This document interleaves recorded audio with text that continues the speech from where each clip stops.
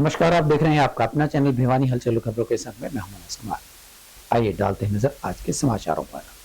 निर्जला एकादशी के पावन अवसर पर भिवानी में अनेक स्थानों पर मीठे पानी के छबील एवं भंडारों का आयोजन किया गया। हालांकि मौसम में अत्यधिक गर्मी न होने के बावजूद भी नगर में अनेक जगह शरबत तो दूसरी जगहों पर फल और भंडारे का आयोजन कर खाद्य पदार्थ वितरित किए गए। निर्जला एकादशी के अवसर पर स्थानीय लठियावाला जोहड़ के नजदीक कांग्रेस नेता अशोक काद्यान ने मीठे पानी की छबील लगाई तथा आने जाने वाले हर नागरिक को पानी पिलाया। इस मौके पर अशोक काद्यान ने कहा कि हिंदू संस्कृति में दान धर्म का बहुत अधिक महत्व है। एक तरफ दान धर्म करने से जहां पुण्य की प्राप्ति होती है तो वहीं दूसरी तरफ किसी जरूरतमंद की मदद भी की जा सकती है। काद्यान ने कहा कि निर्जला एकादशी को वर्ष भर की 24 एकादशी में सर्वश्रेष्ठ माना गया है। इस दिन किया गया दान अक्षत होता है। उन्होंने कहा कि गर्मी के मौसम में ठंडा पानी पिलाना सनातन धर्म में पुण्य का कार्य बताया गया है। यही कारण है कि निर्जला एकादशी के दिन जगह जगह पर मीठे पानी की छबीलें लगाई जाती है। आज निर्जला एकादशी पर हम सब साथियों ने मिलकर बाबा लठियावाला जोहड़ पर शनि मंदिर के पास मीठे पानी की छबील लगाकर आने जाने वाले राहगीरों को पानी पिलाया। आज बहुत ही बड़ा पुण्य का दिन है। निर्जला एकादशी के उपलक्ष्य में हमने ये भंडारा बंसीलाल पार्क के सामने लगाया है। अब हमारा ये प्रोग्राम 7वीं बार है और हर बार निर्जला एकादशी और अपनी संक्रांत के ऊपर हम ये प्रोग्राम आयोजित करते हैं, जिसमें हम भोजन और जल की व्यवस्था करते हैं। ये प्रोग्राम सुबह हमारा 10 बजे चालू हुआ था और लगभग 3 से 4 बजे तक चलेगा। वहीं छोटी काशी में विभिन्न स्थानों पर निर्जला एकादशी व भीमसेनी एकादशी पर पानी की छबीलें लगाई गई, जिसके चलते गर्मी के तपन को कम करने के लिए छोटी काशी के नागरिक पुण्य के भागीदार बने। उन्होंने इस दौरान विभिन्न स्थानों पर भंडारे का आयोजन भी किया। 11 दिन है, धर्म का काम है।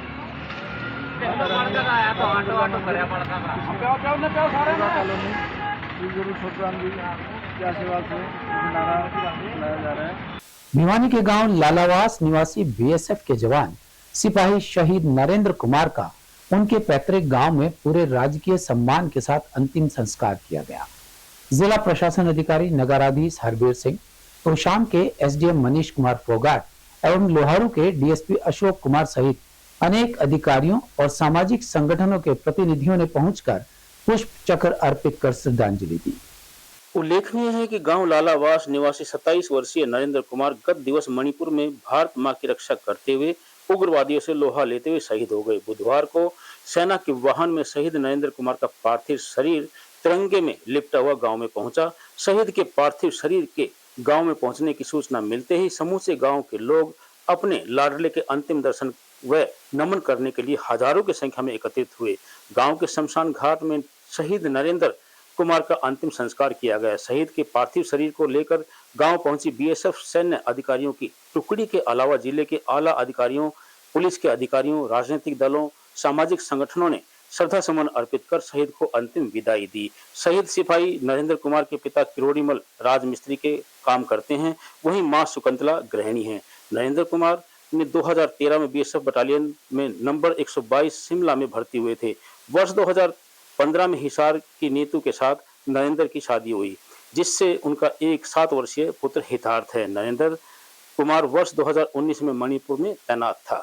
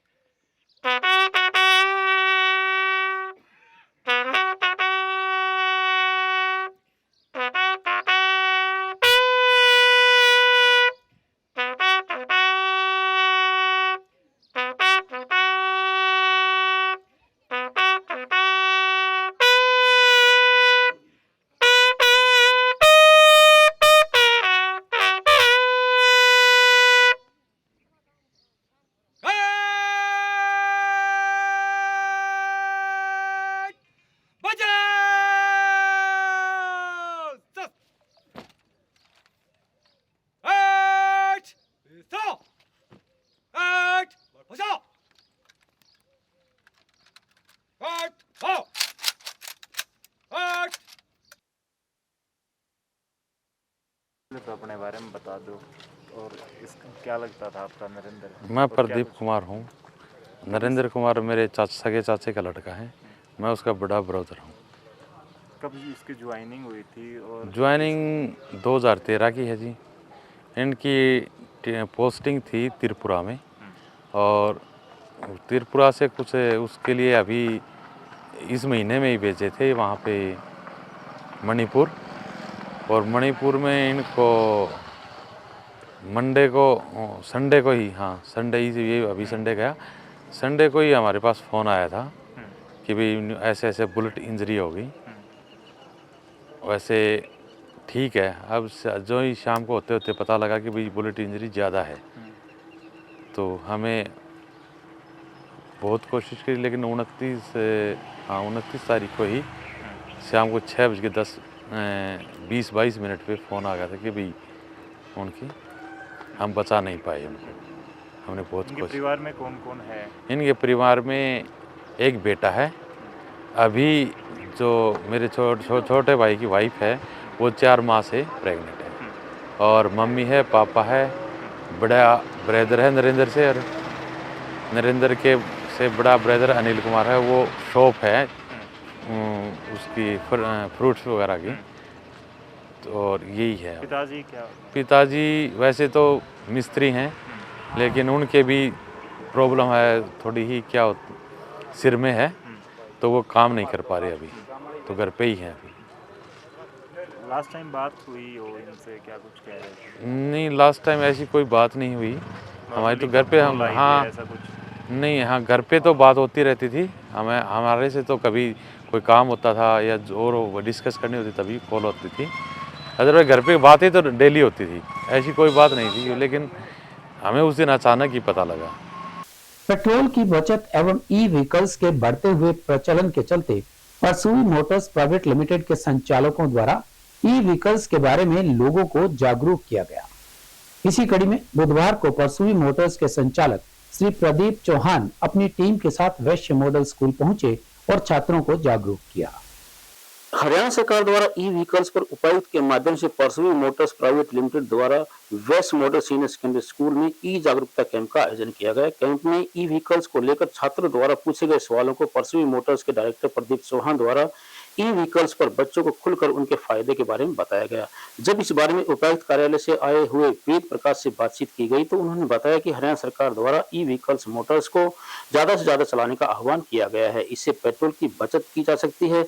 विदेशों से मंगवाने वाले पेट्रोल पर जो पैसा खर्च होता है, ई व्हीकल खरीदकर वह पैसा बचाया जा सकता है। इससे प्रदूषण भी कम होगा और हरियाणा सरकार की मुहिम को भी बल मिलेगा। वहीं ई व्हीकल्स के अत्यधिक लाभों को देश हित में देखते हुए परसुई मोटर्स प्राइवेट लिमिटेड के संचालक द्वारा स्थानीय West Model Senior secondary School में एक विशेष जागरूकता कैंप का आयोजन किया गया था ताकि सरकार द्वारा आयात करने वाले तेल का खर्चा बचाया जा सके। स्कूल में लगाया गया है, क्या ये हमारे आज ई व्हीकल यानी कि इलेक्ट्रिक व्हीकल के बारे में बताया गया है। हरियाणा सरकार और हमारे भारत सरकार की तरफ से कि ई व्हीकल को ज़्यादा से ज़्यादा प्रोत्साहन दिया जाए। और ई व्हीकल चलाने से हमारे देश के अंदर एक तो प्रदूषण कम फैलेगा और एक हम जो देश के अंदर पेट्रोल बनता नहीं हमारे भारत सरकार में, भारत के अंदर, और जो पेट्रोल हम बाहर से खरीदते हैं वो पैसा हमारा बाहर जाता है, तो वो पैसा हमारे पास ही रह जाएगा। इलेक्ट्रिक व्हीकल हम चलाएंगे तो, और ये इनको अच्छी तरह देख रेख के लिए यूज़ करेंगे। और ई व्हीकल के बहुत सारे फायदे हैं। ई व्हीकल के लिए जैसे कि कई बोल देते हैं कि इसके चार्जिंग नहीं है, वो नहीं है। अब सरकार इसकी चार्जिंग के लिए हर पेट्रोल पंप के ऊपर चार्जिंग स्टेशन उपलब्ध करवाने लग रही है और फटाफट उसी टाइम चार्जिंग हो जाएगी व्हीकल और किसी प्रकार की कोई समस्या नहीं होगी। तो गवर्नमेंट का ये कहना है कि ई व्हीकल को ज़्यादा से ज़्यादा यूज़ करें तो हमारे देश के अंदर प्रदूषण कम फैलेगा। तो ये हरियाणा सरकार और भारत सरकार की तरफ से ये हमारे ई व्हीकल अवेयरनेस कैंप लगाया गया था West Model Senior secondary School Bhiwani के अंदर। तो हमें बच्चों को कुछ ई व्हीकल के बारे में कुछ गाइड किया गया है, तो बच्चों ने बहुत अच्छी तरह से समझा है और इसके बारे में बच्चों को बहुत उत्साह है बच्चों का इलेक्ट्रिक व्हीकल के बारे में। तो इसको ज़्यादा से ज़्यादा ई व्हीकल को प्रोत्साहन देंगे। हाँ जी, इलेक्ट्रिक व्हीकल से सबसे बड़ी बात तो पोल्यूशन नहीं होगा। बच्चों को इसके बारे में बताया गया और पोल्यूशन ना हो ऐसा हमारी सरकार का भी मेन उद्देश्य है और हमारा भी है। बच्चों ने इसके बढ़ चढ़ के भाग लिया, अपनी जो भी क्वेरी थी उसके बारे में पूछा और इससे हमारे देश की मुद्रा हमारे देश में ही रहेगी। और पोल्यूशन के लिए होगा वो तो है ही, लेकिन सबसे बड़ी बात है हमारे देश का पैसा हमारे देश के ही काम आएगा, विदेश में नहीं जाएगा, जो सबसे बड़ा इसका फायदा। जिला उपायुक्त श्री नरेश नरवाल ने बुधवार को लघु सचिवालय परिसर में the Bharat scouts and guides Chandrashekhar Azad open group को हरी झंडी दिखाकर रवाना किया। इस दौरान डीसी श्री नरवाल ने ग्रुप की लोगो टी शर्ट का विमोचन भी किया। ग्रुप ने रैली के माध्यम से लोगों को जागरूक किया। इस दौरान डीसी नरवाल ने कहा कि समाज में किसी भी तरह की जागरूकता के लिए सामाजिक संगठनों का अहम योगदान होता है। जागरूकता ही प्रत्येक समस्या का हर एक दृष्टिकोण से श्रेष्ठ उपाय है। सरकार द्वारा आमजन को स्वास्थ्य, स्वच्छता, पर्यावरण संरक्षण एवं नशे से दूर रहने के अलावा अनेक जन कल्याणकारी योजनाओं के बारे में जागरूकता अभियान चलाकर समाज को जागरूक किया जा सकता है।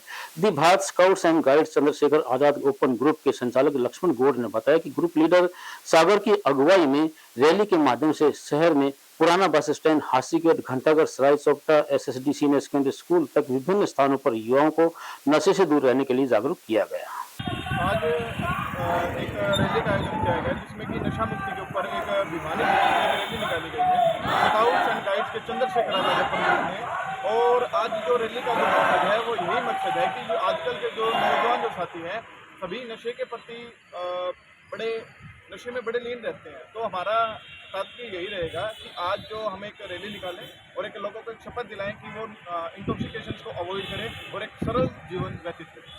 तो आज ये रैली कहाँ से शुरू हुई और कहाँ तक निकलेगी? आज ये जो रैली का जो आयोजन है ये डीसी साहब के द्वारा इसको हरी झंडी दिखा के रैली को रवाना किया गया। ये रैली भिवानी के जो मुख्य जो चौक है वहाँ से होते हुए लोगों को शपथ दिलाते हुए ये सराय चौकटे में एसएसडी स्कूल में हम करेंगे।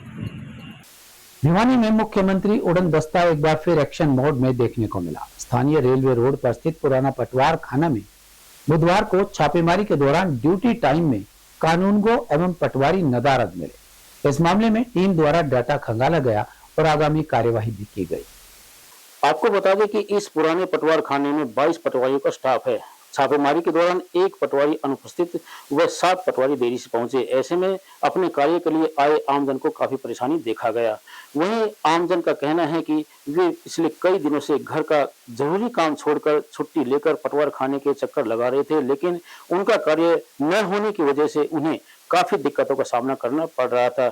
उन्होंने कहा कि पटवारी व कानूनगो द्वारा आगे का समय निर्धारित कर दिया जाता है, वह कार्य पेंडिंग पड़ा रहता है। आज भी करीबन 3-4 घंटे खड़े हैं, पटवारी नजर ही नहीं आए। उन्होंने कहा कि आज मुख्यमंत्री उड़न दस्ता पहुंचा है तो निश्चित तौर पर कार्य प्रणाली में सुधार आएगा। और मेरा जो है इंतकाल का काम है, जो कि मैं 2-3 बार आया हूं तो मुझे पटवारी साहब मिलते नहीं हैं। किसी ने बताया है कि आपके पटवारी ललित कुमार जी हैं, तो आज भी मैं आया था तो यहाँ सीएम फ्लाइंग जो कि आए हुए हैं पंचकुला टीम से, तो मेरा मतलब उन्होंने आश्वासन दिया कि आपका काम जल्द से जल्द करवा दिया जाएगा। तो कार्य प्रणाली की बात करें, कैसी कार्य प्रणाली पटवारियों की? कार्य प्रणाली की जहाँ तक बात करें जी, कोई टाइम टेबल नहीं है, चक्कर लगाने पड़ते हैं, थोड़ा सा परेशानी होती है आम पब्लिक को। कोई मजदूर आदमी है तो उसको अपना जॉब वगैरह का छोड़ के सारा सिस्टम देखना पड़ता है। अब मुझे यहाँ आए 3 घंटे से ऊपर हो चुके हैं, अभी तक पटवारी साहब कोई। ब्रजवासी कॉलोनी भिवानी से आया हूँ और मुझे फर्ज निकलवाने के 3-4 दिन से मैं घूम रहा हूँ और मुझे फर्ज के लिए अब घूम रहा हूँ, नहीं मिल रही है। तो अब बताओ ललित आएगा बोला जब देगा, वो ललित नहीं मिल रहा 2-3 दिन में। तो अब ललित के लिए आने के लिए और सर पता लगा कि सरकार के आ रही हैं तो हम उसके लिए थोड़ा ज़्यादा वो कर रहे हैं। भाई मना लड़कियाँ बुला रखी, मैं अपने प्रॉपर्टी से नाम कराना चाहता हूँ। कितने दिनों से आप ये चक्कर लगा रहे हैं? 3 दिन हो गए मुझे। तो क्या किस प्रकार की परेशानी होती है आम आदमी को अगर इतने दिन बच्चों को भी बुला? हम वो लड़कियां मुझे बाहर से बुला रहा हूँ, लड़की परेशानी हो रही है उनसे, बस कई दिन से टेलीफोन से बात हो रही है। पर मैं वो बोले आप कागज तैयार करवा, इतना मैं सरल के अंदर में जाया, उधर भी नहीं मिला, उठे ये फर्ज के नंबर नहीं उठा रहे। मेरा नाम रोहित कौशिक है, मैं नायब तहसीलदार भवानी खेड़ा हूँ और सीएम फ्लाइंग रोहतक की टीम के साथ यहाँ औचक निरीक्षण करने के लिए आए हैं। ये पटवार भवन ओल्ड सेशन हाउस में कार्रवाई की जा रही है। यहाँ 22 पटवारी जो हैं उनका कार्य क्षेत्र है, जिसमें 7 पटवारी जो हैं वो लेट आए, एक गैर हाजिर मिला है व बाकी पटवारी मौके पर हाजिर मिले हैं।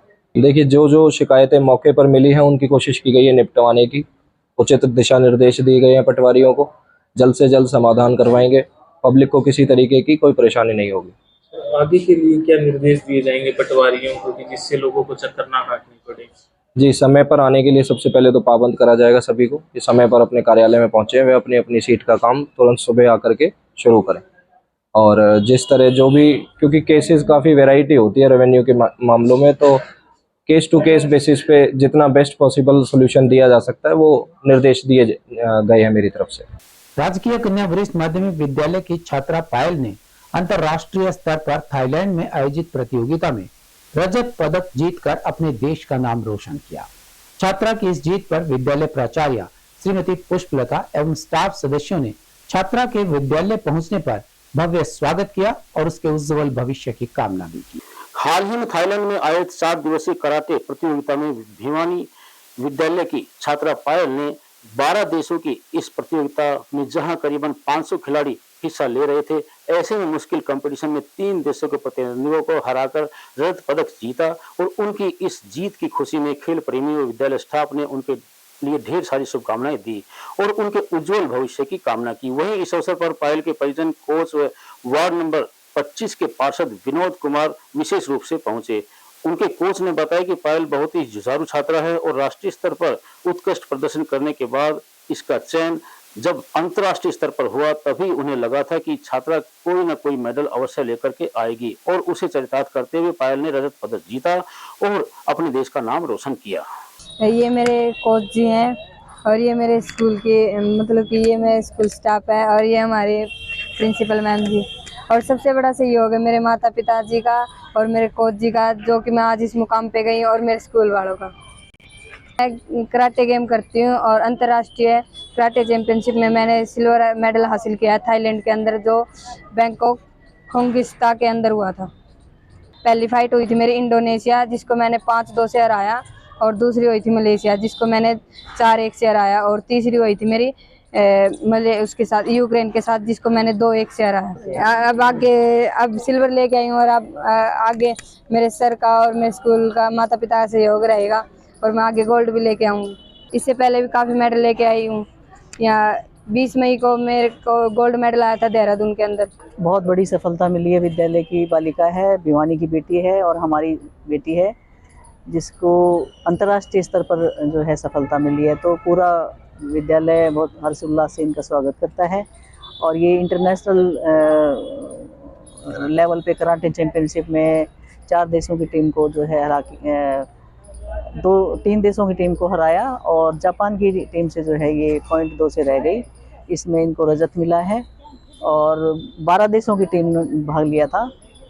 थाईलैंड के बैंकॉक के खोगिस्तान जगह पर ये जो है टूर्नामेंट हुआ था और उसमें सराहनीय प्रदर्शन किया पायल बिटिया ने।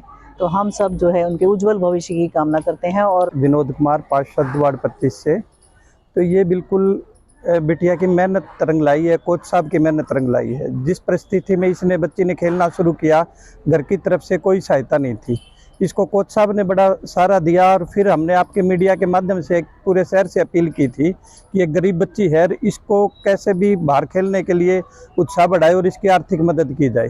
तो वो आपके मीडिया के माध्यम से मुहिम चलाई हमने और उसमें सक्सेस भी रहे।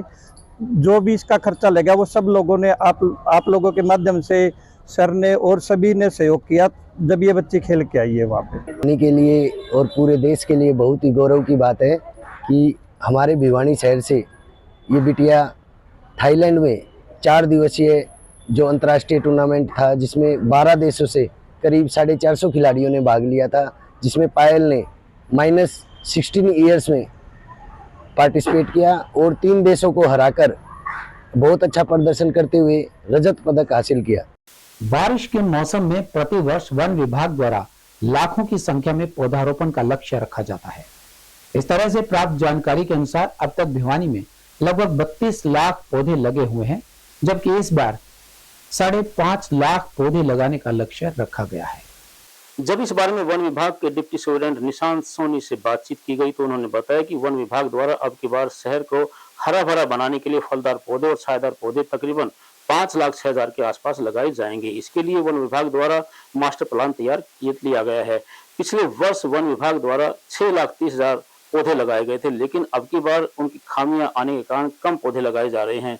वहीं ग्रामीण क्षेत्रों में सरकारी स्कूलों में वन विभाग द्वारा वन महोत्सव पर हर वर्ष की भांति निःशुल्क पौधे भी वितरित किए जाएंगे। इसके बाद जो 2023-24 में विभाग द्वारा किया गया भिवानी डिस्ट्रिक्ट का, वे 5.5 लाख के आसपास प्लांटेशन की होगा, जिसमें पौधगिरी फ्री सप्लाई और इसमें बनी जो है बनी का भी शिव धाम स्कूल पॉन्स पे भी हमने अब की बार प्लांटेशन करनी है।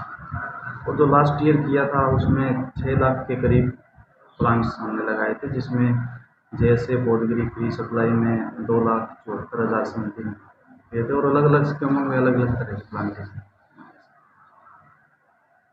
मेन पौधे किस वैरायटी के होते हैं?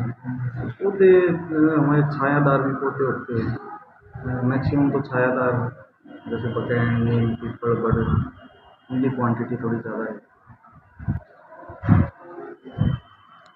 अब तक कितने प्लांटेशन है जी ऑलरेडी जो तो हमारे पास जैसे बीट की एक बीट की लगा के चलो तो मैक्सिमम वैसे बीट रजिस्ट होता है उसी में ऐसे तो मेंशन है ऐसे तो, लेकिन हाँ प्लांटेशन हमेशा ही अच्छी रहती है। तो इस बार कम कैसे निर्धारित किया? क्योंकि फॉरेस्ट लैंड हमारे पास अब की बार जो लास्ट टाइम करे तो फॉरेस्ट लैंड अब की बार थोड़ी सप्लाई में बार से अब की बार थोड़ा सा ज़्यादा देने का इरादा 3,35,000 लास्ट टाइम 2 लाख होता है। सामाजिक सांस्कृतिक एवं धार्मिक संस्था उड़ान फाउंडेशन के सौजन्य से निर्जला एकादशी की पूर्व संध्या पर पूर्वा हनुमान मंदिर में सस्वर श्री हनुमान चालीसा का पाठ कर हनुमान जी को भोग लगाया गया।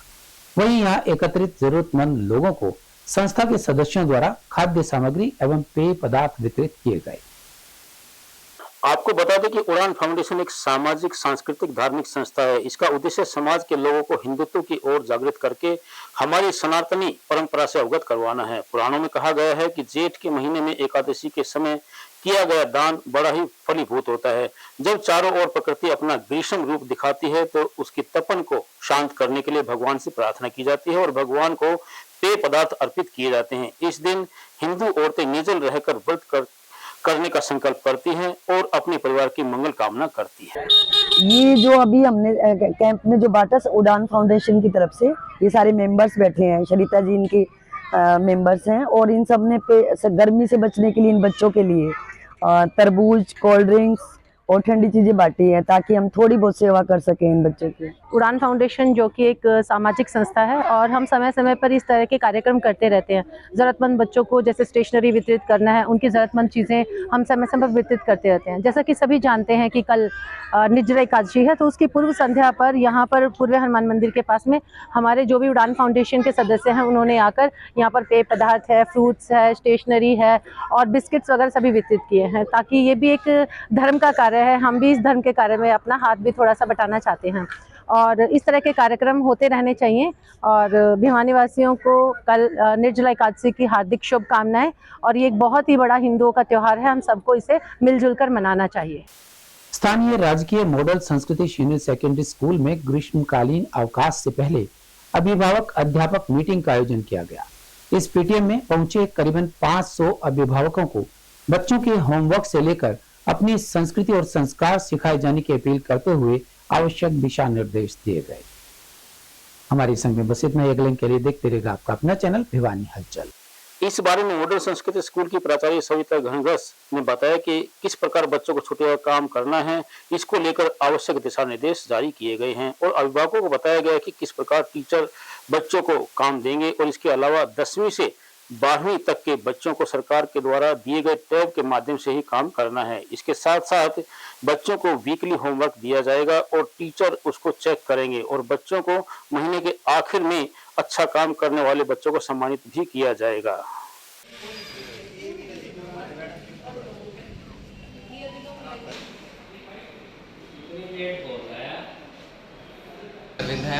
मैं कक्षा 12वीं का छात्र हूँ और आज हमारे स्कूल में हमें छुट्टियों का कार्य दिया गया, जैसे बाकी प्राइवेट स्कूलों में दिया जाता है। हमारा स्कूल भी इस दौड़ में आगे चल रहा है और हमें प्रोजेक्ट्स और एक्स्ट्रा अदर एक्टिविटीज़ भी दी गई है, जिसमें हमारा इंटेलेक्चुअल थिंकिंग भी बढ़े। बेटा क्या नाम है? मेरा नाम श्याम है, मैं 12वीं कक्षा में हूँ। हमारे स्कूल में आज पेरेंट्स मीटिंग करवाई गई थी और यहाँ पे भी हमें प्राइवेट स्कूलों की तरह काम किया गया है और ये स्कूल भी पहले से बहुत अच्छा बन गया है और इसमें भी बहुत ज़्यादा सुधार हुए हैं और अवसर ऐप पे हमारे काम दिए जाते हैं और हम लोग उस पर रेगुलरली काम करते हैं। हमारे विद्यालय राजकीय वरिष्ठ माध्यमिक विद्यालय में पेरेंट्स टीचर मीट का आयोजन किया गया, जिसमें लगभग 500 से के अधिक से जो पेरेंट्स हैं, अभिभावक हैं, उन्होंने पार्टिसिपेट किया। मुख्य उद्देश्य है बच्चों को छुट्टियों को कैसे अभिभावक और बच्चों को साथ कैसे छुट्टियों का वो करें और साथ में बच्चों को जो 10वीं और से लेके 12वीं तक जो टैब दिए गए हैं उसमें प्रति वीक उन्होंने कैसे टीचर्स ने बच्चों के साथ का रिमीडियल कोचिंग देनी है।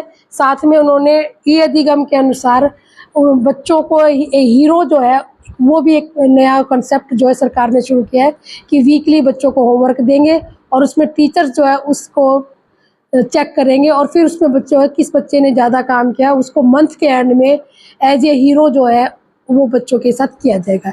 इसी तरह से प्रिंसिपल जो है वो सभी टीचर्स के जो ई अधिगम के अनुसार हैं उन टीचर्स के होमवर्क को चेक करेगा और उससे पता चलेगा किस टीचर ने कितना काम किया है और उस टीचर को भी एज ए हीरो जो है वो डेजिग्नेट किया जाएगा।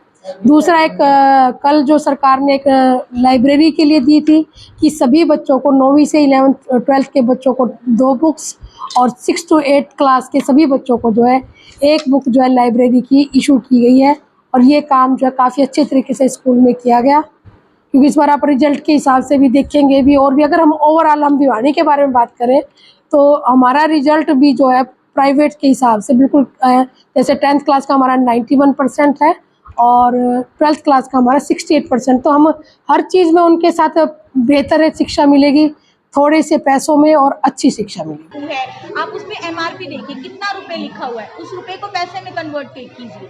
तो रुपए पैसे का लेन देन, अगर छोटा मोटा सामान कुछ खरीदना है आप अपनी मम्मी पापा की हेल्प कर सकते हैं, दुकान जाइए खरीदिए। 500 ग्राम ले रहे हैं, आधा किलो ले रहे हैं, तो ये चीज़ें हम उन्हें किताबों में रटवाते हैं जी 500 ग्राम जो होता है वो आधा किलोग्राम होता है, लेकिन वहाँ वो खेल खेल में इतनी आसानी से सीख जाएंगे और हमेशा के लिए जो है वो माइंड में फिक्स हो जाएगा वो नॉलेज जो है उनके लिए। तो मैं कहती हूँ कि हर स्कूल को ये अडॉप्ट करना चाहिए और मैं थैंकफुल हूँ अपनी गवर्नमेंट के लिए कि उन्होंने इस तरह का शेड्यूल प्लान किया है कि हम लोगों को बच्चों की रटने की प्रवृत्ति से उन्हें दूर करना है और इस तरह की कंडीशंस उन्हें प्रोवाइड करनी है कि वो खेल खेल में वो चीज़ें सीख जाएँ जो हम उन्हें सिखाना चाहते हैं और लाइफ लॉन्ग उनके माइंड में सेट हो जाए। मैं Vinod Kumar JVT GPS Ramnagar block Bhiwani जिला भिवानी और रामनगर स्कूल में कार्यरत हूँ। हम जो अब सरकार ने आदेश दिए हैं इस बार होमवर्क के लिए विशेष तौर पर 1ली से 3री कक्षा तक, जिसमें FLN की जो कक्षाएं होती हैं उसमें बहुत ही सराहनीय कदम है ये सरकार का, क्योंकि इससे बच्चों को एक तो मनोरंजन के रूप में जो है पढ़ाई मिलेगी और इससे मोबाइल से दूर रहेंगे और अपनी जो पौराणिक संस्कृति है उसका ज्ञान होगा। जैसे दादा दादी नाना नानी चाचा चाची के साथ जो कहानियाँ पुरानी जितनी भी बातें होती थी सदस्यों के साथ, परिवार के रीति रिवाजों के बारे में सभी से जो है बच्चों को अवगत करवाना है, ऐसा सरकार ने हमारे को आदेश दिया है। और हम जो है मीटिंग लेके पेरेंट्स की और वो इसको के ऊपर पूरा जो हमें जोर देके और अच्छे से सबको हर एक अभिभावक को जागरूक करके इस चरण को चलाएंगे ताकि सरकार ये जो नई नीति लेके आई है बच्चों को होमवर्क FLN के तहत, यानी कि जो हमारा NCF है नेशनल करिकुलर फ्रेमवर्क, उसमें बहुत अच्छी नीति है। देखो जी किसी भी टीचिंग लाइन में एक ही चीज़ है, 4 चीज़ों का सपोर्ट होना, 4 पिलर हैं। वो क्या है? एक तो बच्चा, अध्यापक, एडमिनिस्ट्रेशन और पेरेंट्स। जब हम लोग होमवर्क देते हैं, कोई भी टीचर होमवर्क देता है खास तौर पे स्पेशली गवर्नमेंट स्कूल्स में, तो पेरेंट्स उसमें इन्वॉल्वमेंट नहीं होती। आप लोगों को पता है कि गरीब घर के बच्चे होते हैं और वो कोऑपरेट नहीं कर पाते, और बड़े बूढ़े वैसे नहीं कर पाते। लेकिन ये जो पॉलिसी है इसके अंदर बड़े लोग, हमारी जो भी दादा दादी हैं, मम्मी पापा हैं, वो लोग हमारी मदद करेंगे कि इसमें जो एक्टिविटी दिखाएगी बच्चों को करनी पड़ेगी। बच्चे कहाँ भागेंगे, दादा दादी के पास भागे, तो उनको उनकी मदद करनी पड़ेगी काम में, और वो प्रैक्टिकल भी करेंगे। इससे बच्चे सारा दिन मोबाइल टीवी में घुसे रहते हैं, उससे बच्चे दूर रहेंगे। भाई इससे फायदा मिलेगा, जैसे प्रीवियस अध्ययन है पूरा, उसके अंदर हमारा परिवार वृक्ष है, पानी से संबंधित जो भी मतलब जो भी अर्थ से संबंधित प्रीवियस से संबंधित टॉपिक है उनमें विशेष तौर पे हमें क्या मिलेगी, सहायता। और एक दूसरा प्राइमरी सेक्शन के लिए तो बहुत ही जरूरी है। मेरा नाम राज सिंह है और मैं गवर्नमेंट मॉडल संस्कृति प्राइमरी स्कूल BTM का इंचार्ज हूँ। गवर्नमेंट जो नई पॉलिसी होमवर्क के बारे में लेके आई है, देखो सर ये ऐसा है कि ये पहले से भी लागू रहा कि बच्चा खेल खेल में सीखे। बच्चे को होमवर्क का, जैसे हम कॉपियों में दे देते हैं होमवर्क को, तो बच्चों को लगता है कि भी तेरे को इतना काम करना है। एक तो बच्चे से ये बर्डन हटेगा, और खेल खेल में मेरे कहने का मतलब ये है कि बच्चे को ये नहीं लगे कि तेरे को पढ़ाया जा रहा है, वो खेल रहा है, लेकिन उसके साथ साथ वो शिक्षा भी ग्रहण कर रहा है। जैसे इसमें पहले कहा गया है कि भाई मूंग उड़द दाल चने अंकुरित अनाज को बोया जाए, वो से अंकुर निकला, फिर पत्ता होगा, पौधा बड़ा होगा। काफ़ी सारी ऐसा जो अनुभवी ज्ञान, प्रैक्टिकल ज्ञान, सांस्कृतिक, जैसे दादा दादी से ये पूछना कि आपकी शादी में क्या क्या आयोजन किया गया था, कौन सी मिठाइयाँ बनी थी, इस तरह के जो है ये आज के टाइम में बहुत ज़रूरी है। सरकार की ये जो कोशिश है, देखो उधरातन स्तर पर अगर ये सही तरीके से लागू की जाए तो मैं इसकी बहुत ही सराहना करता हूँ कि आज के बच्चे, आज की जो जनरेशन है, इन चीज़ों से काफ़ी दूर हो गई है। मैं एक अपना अनुभव बताता हूँ कि प्राइमरी में बच्चों को नाना नानी छोड़ो, दादा दादी का नाम पता नहीं। इससे एक और जैसे संयुक्त परिवार की याद दिलाते हैं, ये चीज़ें पहले से जरूरी है। ऐसा नहीं स्कूल ही हमें सिखा रहा है कि शिक्षा ही हमें सिखा रही है। ये तो देखो सरकार ने प्रबंध किए, स्कूल बने, विद्यालय बने, ये जैसे पारिवारिक एजुकेशन, ये तो शुरू से ही बच्चे की शुरुआत से ही शुरू हो जाती है, जन्म से ही शुरू हो जाती है उसकी। ये भिवानी में एक बार फिर सुबह सवेरे से ही बारिश लगातार जारी रही। कभी कभार रुक रुक कर तो कभी भारी बारिश यहाँ लगातार होती रही, जिसके चलते सड़कों पर काफी पानी भरा रहा और लोगों को आने जाने में परेशानियों का सामना भी करना पड़ा।